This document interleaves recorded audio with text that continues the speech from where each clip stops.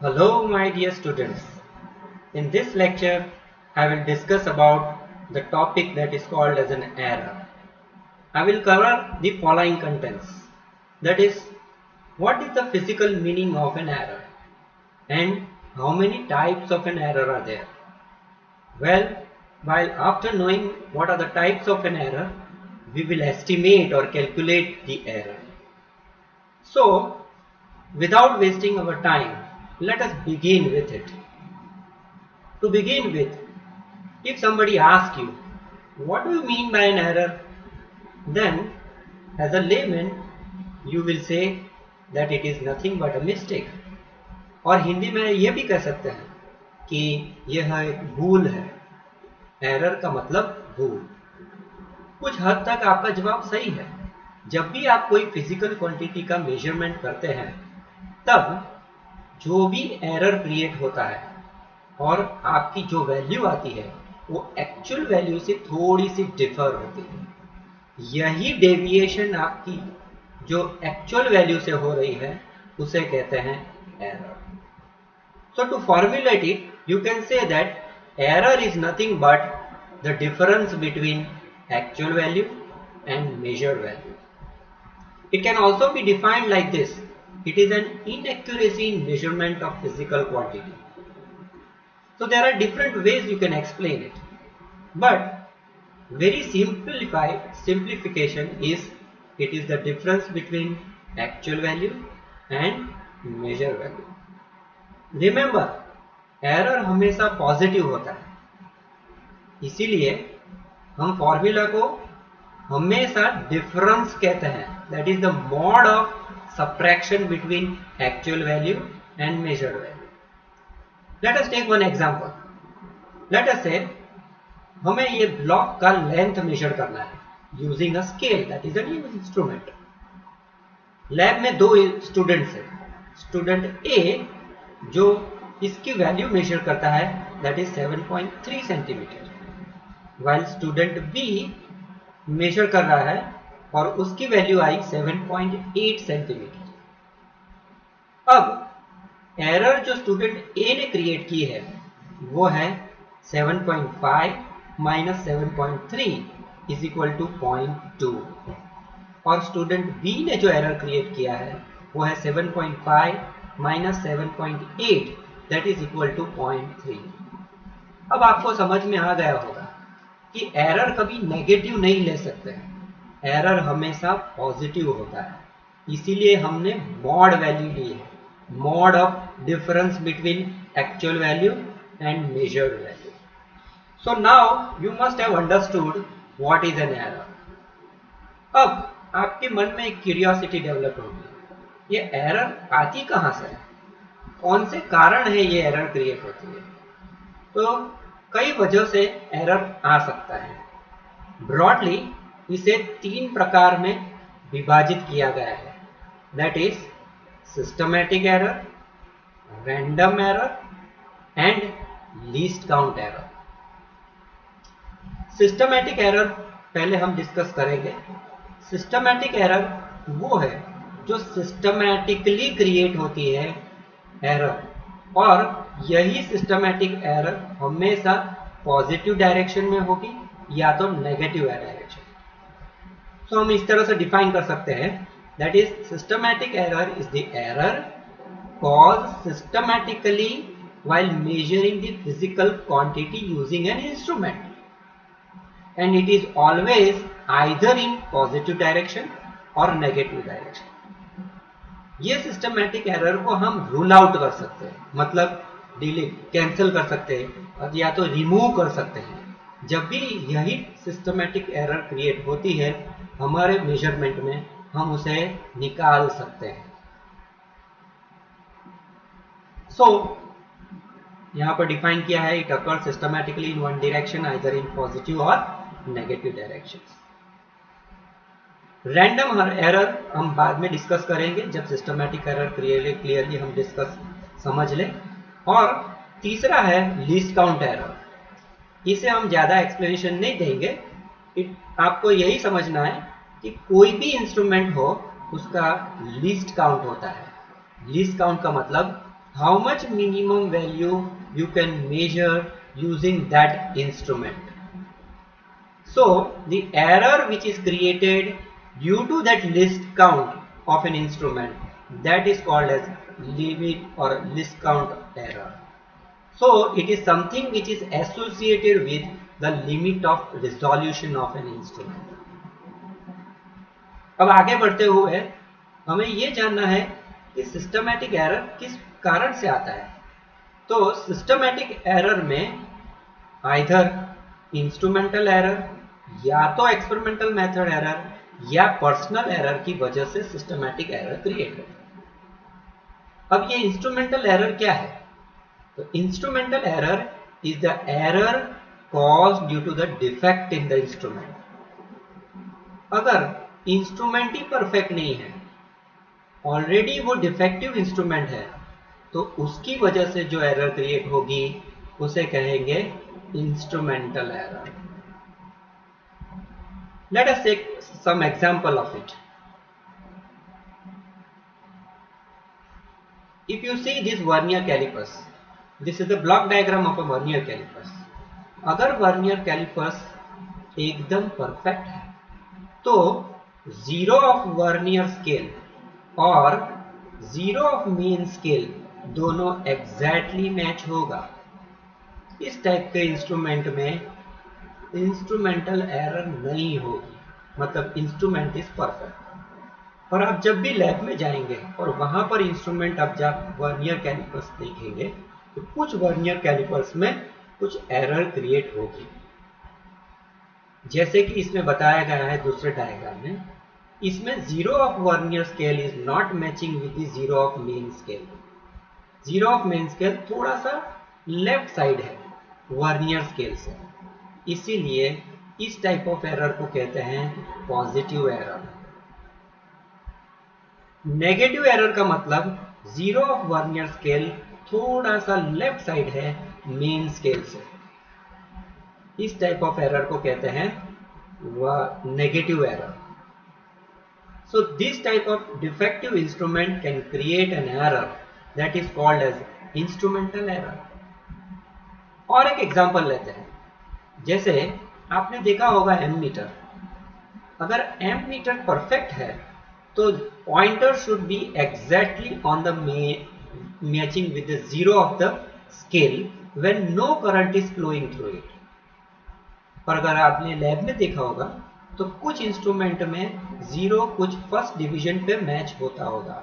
It means in this case there is an error of 0.1 which is a positive error. इसमें आप देखेंगे तो pointer zero के left side है, इस टाइप ऑफ एरर को कहते हैं negative error. So this type of errors which are caused due to a defect in instrument are called as instrumental error. इस टाइप ऑफ एरर को हम nullify कर सकते हैं by taking a perfect instrument, या तो इस एरर को पॉजिटिव, जो भी पॉजिटिव और नेगेटिव एरर आती है उसको हम कैंसिल करके, माइनस करके, सब्ट्रैक्ट करके एक्चुअल वैल्यू को ला सकते हैं। दूसरी जो टाइप की एरर है वो है एक्सपेरिमेंटल मेथड एरर। अब ये एक्सपेरिमेंटल मेथड एरर क्या है? Experimental method error is the error which is caused due to the method which is not followed during an experiment. Means the method of performing an experiment is not correct. जैसे हम example लेते हैं, suppose if you want to measure the temperature of the human body, तो आप thermometer कहाँ रखेंगे? या तो आर्म पिट मतलब बगल में, या तो आप टंग के नीचे। पर उसकी एक्चुअल मेथड क्या है? करेक्ट आंसर किस में आएगा? आपको इनर बॉडी टेम्परेचर मेजर करना है। इसका मतलब है the thermometer should be kept below the tongue. If you keep near inside the armpit then you will not get an actual value. यह एरर को कहते हैं एक्सपेरिमेंटल मेथड एरर। आप वर्नियर कैलिपर्स ले रहे हैं, वर्नियर कैलिपर्स आपको दिया गया है वो है लेट अस से परफेक्ट, मतलब इंस्ट्रूमेंटल एरर नहीं है। पर फिर भी अगर आपको मेथड नहीं सिखाया गया है और आप एक्सपेरिमेंट परफॉर्म करते हो यूजिंग अ वर्नियर कैलिपर्स, आप डायमेंशन मेजर कर रहे हो सपोज, और जब आप डायमेंशन मेजर करते वक्त जो एरर क्रिएट होती है उसे कहते हैं एक्सपेरिमेंटल मेथड एरर, क्योंकि आपको मेथड ही नहीं पता है how to perform an experiment. एक और एग्जांपल इसमें दिया गया है, जैसे thermometer is handled from mercury bulb to measure the temperature of the substance. आपको पता नहीं है थर्मोमीटर कहाँ से हैंडल करना है, आपने मर्क्यूरी बल्ब से ही पकड़ लिया है, तो आपको सब्सटेंस का टेम्परेचर नहीं मिलेगा, आपको आपकी बॉडी का टेम्परेचर मिलेगा। इस टाइप को एरर को बोलते हैं experimental method error. This can also be ruled out. आप परफॉर्म एक्सपेरिमेंट, सपोज आपको मेथड ऑलरेडी पता है और आप वही मेथड फॉलो करते हो, तो एक्सपेरिमेंटल मेथड को रूल आउट कर सकते हैं। तीसरी टाइप की एरर है जिसे कहते हैं पर्सनल एरर। यह personal error either lack of attentiveness की वजह से आ सकता है या पुअर आईसाइट की वजह से हो सकता है। Lack of attentiveness, for example आपको एक्सपेरिमेंट में कहा गया है, आपके लैब इंस्ट्रक्टर ने कहा है कि आपको हर 5 मिनट पे टेम्परेचर मापना है, पर अगर आप ध्यान से एक्सपेरिमेंट नहीं कर रहे हो और 5 मिनट की जगह आपने 6 मिनट पे एक्सपेरिमेंट रीडिंग लिया, नेक्स्ट 5 मिनट्स के बाद आपने 4 मिनट्स में एक्सपेरिमेंट का रीडिंग लिया, यह जो वेरिएशन आएगा वो है personal error. This type of error is called as personal error और ह्यूमन एरर। अगर आपकी आईसाइट क्लियर नहीं है, पुअर है, तो भी जो एरर क्रिएट होगी उसे कहते हैं पर्सनल एरर। इसमें दो एग्जाम्पल दिए गए हैं, जैसे parallax error while reading a scale. Let us see that example. इस एग्जाम्पल में बताया गया है कि we want to measure the length of an object. अब करेक्ट मेथड है एग्जैक्टली स्केल के ऊपर से आप देखोगे तो उसकी वैल्यू आनी चाहिए 8.3 centimetre, but suppose you are measuring it from right side, then there will be some error which will be created, that is 8.5 centimeter, you will read 8.5। अगर लेफ्ट साइड से आप देखेंगे तो आपको मेजरमेंट दिखेगा that is 8.2 centimeter। So this type of an error which is created due to a parallax effect, that type of error is called as a personal error। मतलब ये human error है, आपको पता होना चाहिए कि आपको कहां से मेजरमेंट करना है। Second, poor eyesight.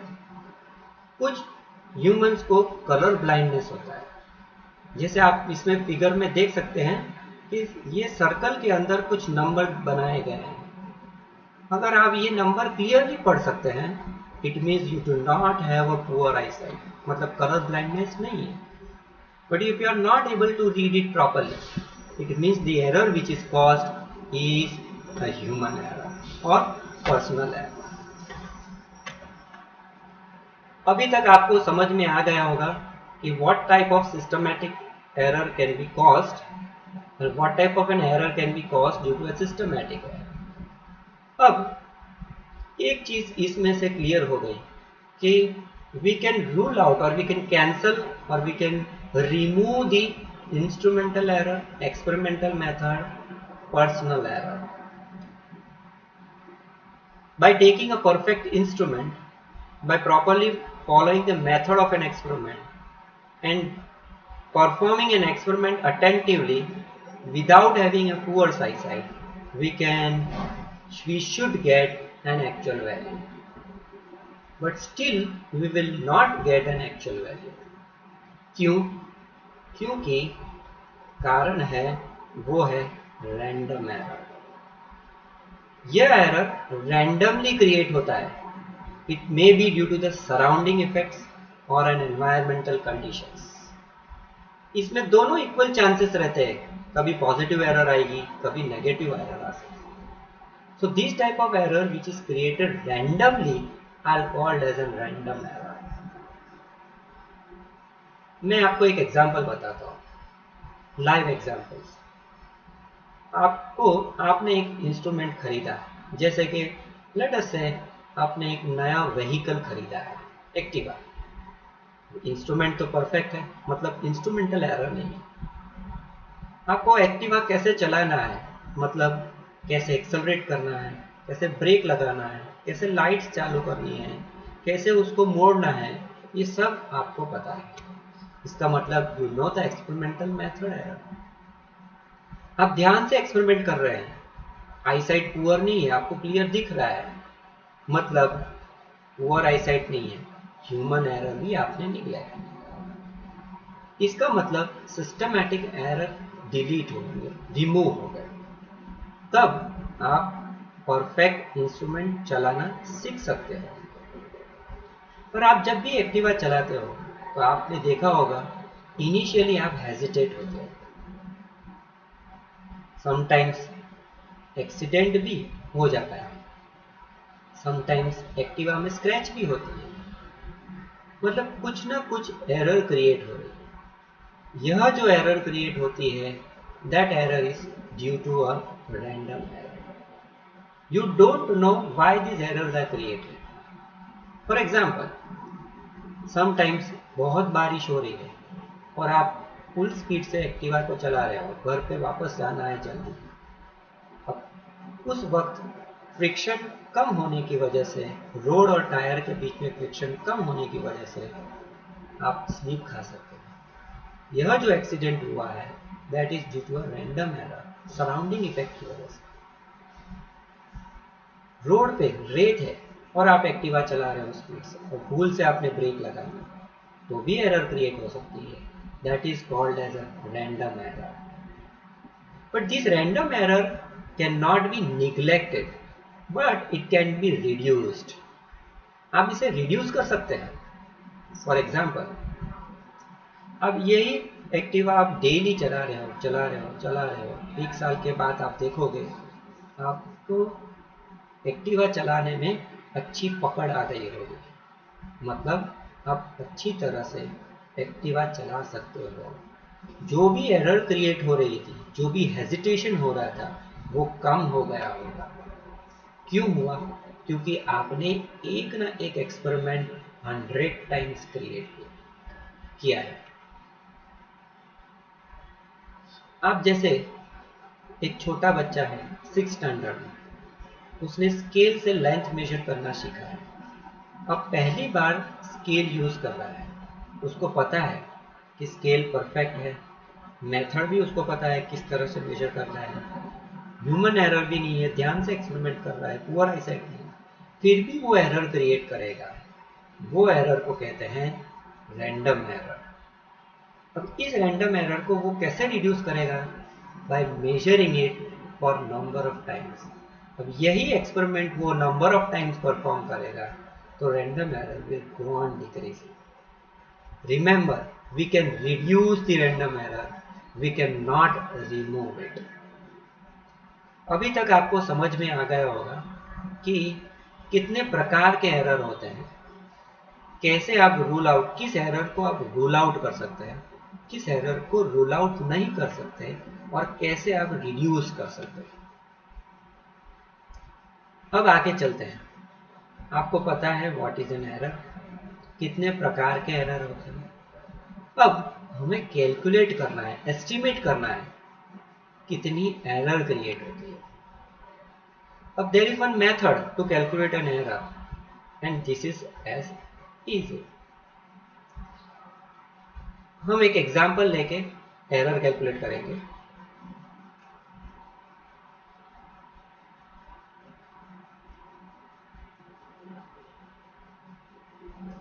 Let us understand the method to estimate the error by taking an example. Suppose we want to measure the length of the block using vernier calipers of least count 0.01 centimeter. Consider that there is no systematic error. Now, random error that can be reduced by taking more than one observations. So let us take at least 5 observations with the calipers. Let the 5 observations calculated or obtained are as follows. 7.52 मतलब पहली बार आपने measurement किया, आपको value मिली 7.52। दूसरी बार major किया 7.65, तीसरी बार measurement करते हो 7.15, चौथी बार 7.44 एंड लास्ट 7.84। तो ये आपके ऑब्जर्वेशंस। अब इसमें से आप पहले एक्चुअल वैल्यू फाइंड करोगे। तो एक्चुअल वैल्यू कैसे कैलकुलेट करना है? It is the average of all these values, that is x1 plus x2 plus x3 plus x4 plus x5 divide by 5। तो हमारे जो ऑब्जर्वेशंस जो मिले हैं उसमें आपकी एक्चुअल वैल्यू जो आई है that is 7.52 centimetre. Remember, actual value में भी डेसिमल के बाद 2 ही डिजिट लेंगे। क्यों? क्योंकि हमने जो इंस्ट्रूमेंट लिया है उसका लीस्ट काउंट है 0.01 सेंटीमीटर। मेरा कहने का मतलब है कि अगर आपकी वैल्यू एवरेज वैल्यू आई 7.52436 समथिंग, तो उसको आप राउंड ऑफ करके लेंगे 7.52 centimetre. Why? Because the least count of our instrument is 0.01 centimeter. So our actual value will be up to 2 decimals only. Moving further, अब हमें एरर कैलकुलेट करना है। कैसे करेंगे? सभी वैल्यूज को आप x बार मतलब मीन वैल्यू या तो एक्चुअल वैल्यू से सब्ट्रैक्ट करेंगे और उसकी मॉड वैल्यू लेंगे। जैसे 7.52 minus 7.52 that is our average is equal to 0. Second observation में 7.65 was our observation and average value is 7.52 centimeter. Third में 7.15 minus 7.52 and so on. अब ये जो वैल्यूज मिली है मॉड वैल्यू, ये सभी पॉजिटिव होगी। इन सब को ऐड करके और उसकी जो वैल्यू फाइंड करेंगे उसे कहते हैं एब्सोल्यूट एरर। जैसे आपको फिगर में बताया गया है, इट इज 0 प्लस 0.13 प्लस सबको ऐड करके हमने डिवाइड बाय 5 किया and that is our absolute error. इस एब्सोल्यूट एरर को अगर आप डिवाइड करेंगे एक्चुअल वैल्यू से तो आपको मिलेगी रिलेटिव एरर, और इस रिलेटिव एरर को आप 100 से मल्टीप्लाई करोगे तो आपको वैल्यू मिलेगी दैट इज परसेंटेज एरर। मतलब आपकी एक्चुअल वैल्यू है 7.52 सेंटीमीटर, पर मेजरमेंट करते वक्त एरर जो क्रिएट हुई है वो है 2.5%, विच इज वेरी स्मॉल। अगर कोई दूसरा स्टूडेंट है जिसने परफॉर्म किया ये एक्सपेरिमेंट और उसकी वैल्यू परसेंटेज एरर वैल्यू आई 5%, it means that your actual value और your measurement is much better than the other student.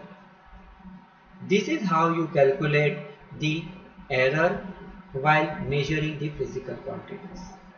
So there are 3 types of errors which we calculate: absolute error, relative error and percentage error.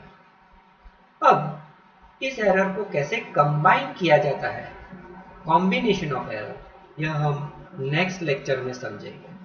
So for now, thank you to all.